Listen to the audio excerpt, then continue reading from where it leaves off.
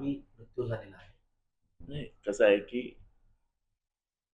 मी सध्याच्या परिस्थितीमध्ये बघतोय की हॉस्पिटल्सची सामाजिक जबाबदारीच हॉस्पिटल्स विसरत चालली.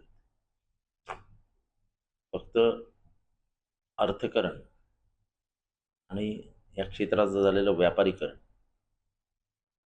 यामुळे डॉक्टर्स, वैद्यकीय क्षेत्राचं जे पुण्याचं काम, तुमची आर्थिक तोटा सहन करून कोणी मला काम करायला सांगत नाही. त्याच्यातली जी सामाजिक जबाबदारी ती ओळखायला तर लोक हळूहळू विसरायला लागले. म्हणूनच ते भिसे प्रकरण झालं. अत्यंत दुर्दैवी आहे. एखाद्यावरती ठीक आहे, पैसे भरेल ना, कुठे पळून जातो का?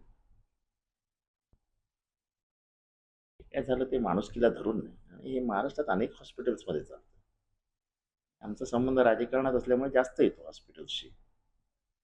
ज्या पद्धतीने एकंदर म्हणजे या व्यवसायातला जो दृष्टिकोन झालाय लोक बघण्याचा, एकदम तिटकारा येईल असा दृष्टिकोन, आणि हे काही योग्य नाही असं माझं मत आहे, माझं स्वतःचं मत आहे. आता ₹1 तत्वावरती अशा प्रकारच्या हॉस्पिटलला दिलं गेलं देखील अशा प्रकारची नाही, असं आहे की ही जुनी पद्धत आहे की आपण सामाजिक सेवाभावी संस्थांना दंड स्वस्त दरात देतो, कारण का समाजाचं हित जपण्याचं काम त्यांनी करावं अशी अपेक्षा असते. आणि हे केलंय, असं नाही की लोकांनी केलं नाही. आता बदललेल्या परिस्थितीत लोकांचा दृष्टिकोन बदललाय. म्हणजे ज्या हॉस्पिटल्सना ₹1 असे अनेक हॉस्पिटल्स महाराष्ट्रात आहेत. हेच हॉस्पिटल नाही आहे. अनेक हॉस्पिटल्सना असे ₹1 तुम्ही भूखंड दिलेले आहेत. अत्यंत चांगलं काम करतात.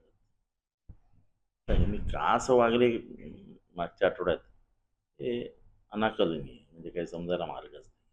तुम्ही ट्विटमध्ये सुद्धा मेन्शन केलेलं आहे की मुख्यमंत्री कार्यालयाने नाही, मुख्यमंत्री कार्यालयाने फोन केला म्हणून तुम्ही काम करा हे अपेक्षित नाही. तुम्ही काम करा हे अपेक्षित आहे. मुख्यमंत्री कार्यालयाने सांगून तुम्ही घाबरून काम करायला पाहिजे.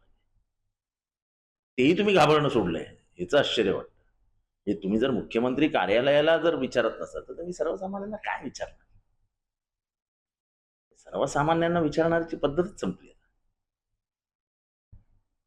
आरोग्य विभाग आरोग्य विभाग वगैरे हे काही सरकारी काम आहे असं माझं मत नाही. पण एकंदरीतच वैद्यकीय व्यवसायामधली जी सामाजिक बांधिलकी आहे ती जपली पाहिजेत असं माझं मत आहे. मात्र पाहिल्यानंतर आता अहवाल येणार आहे, समिती गठीत केलेली आहे. अगोदर देखील अरे असं त्या समिती गठीत होते, तो अहवाल येतो, तो जातो कुठे, तो अहवाल कसा मॅनेज होतो, कुठले डॉक्टर्स तो मॅनेज करतात. कळव्यामध्ये एवढी माणसं मेली, एका दिवसात 30 माणसं मेली. त्यांची प्रेत कशी ठेवली होती ती मी स्वतः जाऊन रात्री बघितली. कसला अहवाल? त्यांचेच मित्र चौकशी करतात, चौकशी करणाराही मॅनेज होतो, सगळं मॅनेज करून सगळा अहवाल बिहवाल गायब होऊन जातो.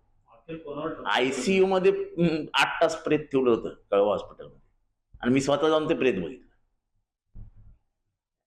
काही फायदा नाही या असं, म्हणजे चौकशी बिवकशी हे थोता नसतं. असं होतं, मात्र असा ठपका कोणावर लागेल की एकंदरीत कोणावरही ठपका लागणार नाही, याच्यात सगळे निर्दोष सुटतील. गेलेली काही ती लहान बालकं आणि त्या कुटुंबाला झालेल्या यातनांची परतफेड काय होऊ शकत नाही, आणि याला काय अर्थ नसतो.